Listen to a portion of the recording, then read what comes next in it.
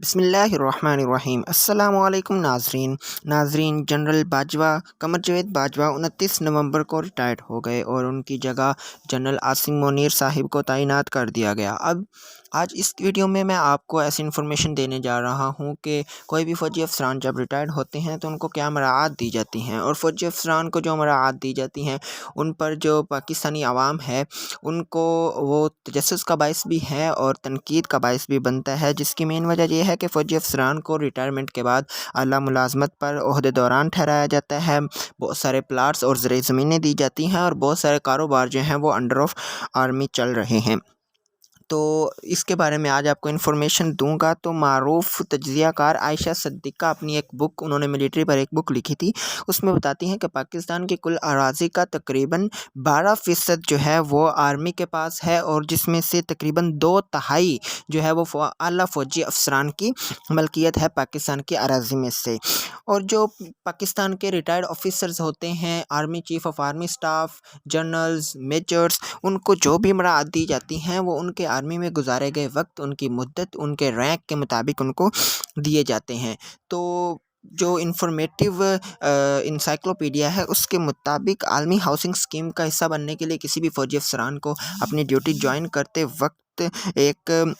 جو ہے permit sign کرنا پڑتا ہے، اور اس پر وہ ڈاؤن پیمنٹ جو ہے وہ دیتا ہے، اور اس کے بعد ہر ماہ اس کی جو تنخواہ ہوتی ہے اس میں سے کٹوتی کی جاتی ہے۔ جب کوئی بھی آرمی آفیسر 15 سال کی سروس کرنے کے بعد ریٹائرڈ ہوتا ہے تو اس کو ایک پلاٹ الاٹ کیا جاتا ہے، اور اس وقت کوئی بھی آرمی آفیسر تقریباً میجر کے رینک تک پہنچ چکا ہوتا ہے۔ اور ویسے بھی یہ پلاٹس وغیرہ اور جتنی بھی مراعات آرمی آفیسرز کو دی جاتی ہیں، اس پروسیس کا جو شروعات ہے، جو سٹارٹنگ پوائنٹ ہے، وہ میجر کے رینک سے ہی ہوتا ہے تقریباً۔ جب کوئی بھی آرمی آفیسر 25 سال کی سروس پوری کرنے کے بعد ریٹائرڈ ہوتا ہے تو وہ اپنے اس مراعات لینے کے دوسرے پیکج میں انٹر ہو جاتا ہے، اور اس وقت کوئی بھی فوجی افسر کرنل یا بریگیڈیئر کے عہدے پر فائز ہوتا ہے اور وہاں سے وہ ریٹائرڈ ہوتا ہے تو اس کو 2 کمرشل اور 1 رہائشی پلاٹ دیا جاتا ہے۔ جب کوئی بھی میجر جنرل جو ہے وہ ریٹائرڈ ہوتا ہے تو اس کو 1 اضافی پلاٹ اور بھی دیا جاتا ہے، جبکہ لیفٹیننٹ جنرل یا اس کو آپ لیفٹیننٹ جنرل بھی کہہ سکتے ہیں، اس کو 4 پلاٹس الاٹ کیے جاتے ہیں، جو کہ کمرشل بھی ہو سکتے ہیں اور رہائشی بھی ہو سکتے ہیں۔ اسی طرح اگر تاریخ کی کتابوں میں دیکھا جائے تو جنرل پرویز مشرف جو ہیں ان کو 7 پلاٹس الاٹ کیے گئے تھے۔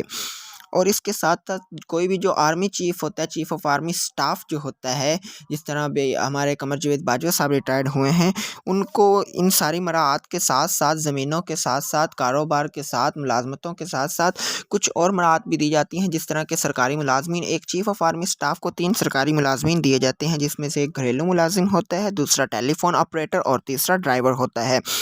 اس کے علاوہ جو زمینیں، رہائشی پلاٹس جو ہیں یا کمرشل پلاٹس دیے جاتے ہیں فوجی افسران کو ریٹائرمنٹ کے بعد، وہ زیادہ تر DHAs، ڈیفینس ہاؤسنگ اتھارٹی، ان کو نام دیا جاتا ہے۔ اور پہلے دور میں یہ ایسے پلاٹس تھے جو کہ پاکستان کے بیرونی علاقوں میں، کچے علاقوں میں موجود تھے، جہاں پر ریٹ بہت کم تھا، اور وہاں سے ان کو الاٹ کیا جاتے ہیں۔ لیکن اب پاکستان کی ریئل اسٹیٹ ایجنسی کا جو ایریا ہے اس میں اگر دیکھا جائے تو DHA کے جو پلاٹس ہیں وہ سب سے مہنگے ترین ہیں، اور BBC کی رپورٹ کے مطابق لاہور کے DHA کے جو پلاٹس ہیں وہ 2000 سے لے کر 2006 تک، مطلب سن 2000 سے 2006 کے دوران ان کی قیمت $65,000، $65,000 سے 1.5 ملین، $1.5 ملین تک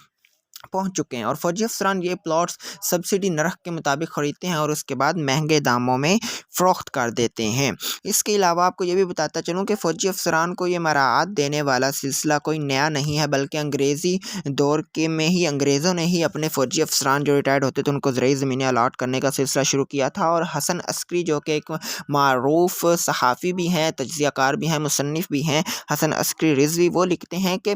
کسی بھی فوجی افسر کو جو زرعی زمین، پہلے آپ کو بتایا کہ کمرشل اور رہائشی پلاٹس کتنے دیے جاتے ہیں، اب زرعی زمینوں کی طرف آتے ہیں، تو کسی بھی ریٹائرڈ فوجی افسر کو 400 کینال جو زرعی زمین دی جاتی ہے۔ اسی طرح جب جنرل راحیل شریف جو ہیں وہ ریٹائرڈ ہوئے 2017 میں، تو لاہور میں ان کو 90 ایکڑ جو تھی زرعی زمین دینے کی باتیں بھی ہوا میں پھیلی رہیں۔ اس کے بعد جو کوئی بھی صوبیدار، نائب صوبیدار یا اسی چھوٹے رینک کا کوئی بھی آرمی آفیسر جو ہے وہ ریٹائرڈ ہوتا ہے تو اس کو 25 ایکڑ زمین دی جاتی ہے۔ اور یہ بھی بتاتا چلوں کہ ریٹائرمنٹ کے فوراً بعد ہی کسی بھی فوجی افسر کو یہ زمین نہیں مل جاتی، کئی دفعہ فوراً مل بھی جاتی ہے، لیکن کئی دفعہ فوجی افسران کو کافی سارے پروسیسز سے گزرنا پڑتا ہے، کافی باغ دوڑ کرنی پڑتی ہے، اور اگر کوئی بھی فوجی افسر اسی باغ دوڑ کے درمیان اپنی زمین لیے بغیر فوت ہو جاتا ہے تو اس کو زمین نہیں دی جاتی، ان کے وارثین کو زمین نہیں دی جاتی۔ اور یہ جو زرعی زمین فوجی افسران کو دی جاتی ہے وہ اسے صرف زرعی مقصد کے لیے ہی استعمال کر سکتا ہے، وہاں پر کمرشل پلاٹس، ہاؤسنگ سکیمز یا کوئی مارکیٹ، کوئی کاروبار نہیں، بلکہ اس کو زرعی زمین کے لیے ہی استعمال کیا جاتا ہے۔ اور یہ زرعی زمین بارڈر ایریا کمیٹی کے انڈر ہوتی ہے، جو ہنگامی حالات میں اس قابل ہوتی ہے کہ وہ زمین واپس بھی لی جا سکتی ہے۔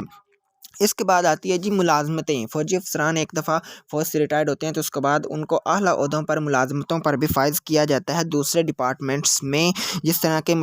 پرویز مشرف کے دور میں تقریباً 1200 فوجی جو افسران تھے ان کو ملازمتیں دی گئی تھیں۔ اس کے علاوہ اگر چیف آف آرمی سٹاف میں یہ بھی آپ کی انفارمیشن میں اضافہ کرتا چلوں کہ کوئی بھی موجودہ چیف آف آرمی سٹاف حاضر سروس جو ہوتا ہے اس کی سیلری کے بارے میں، اس کی جو مراعات ہوتی ہیں اس کے بارے میں کوئی بھی متعلقہ ادارہ کوئی بھی انفارمیشن نہیں شیئر کرتا اور نہ ہی کسی کو پتہ ہوتا ہے، بلکہ چیف آف آرمی سٹاف جو ہوتا ہے وہ 4 اسٹار جنرل ہوتا ہے، اور اگر کسی بھی دوسرے سرکاری آفیسر کے ساتھ اس کا موازنہ کیا جائے تو وہ 22 گریڈ کا جو آفیسر ہوتا ہے اس کے مقابل ہوتا ہے۔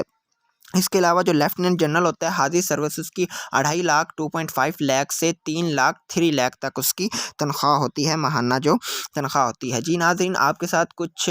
ضروری انفارمیشن شیئر کی، امید ہے کہ آپ کے علم میں اضافہ ہوگا، آپ کو یہ انفارمیشن اچھی لگی ہوگی۔ اپنا خیال رکھیے، خدا حافظ۔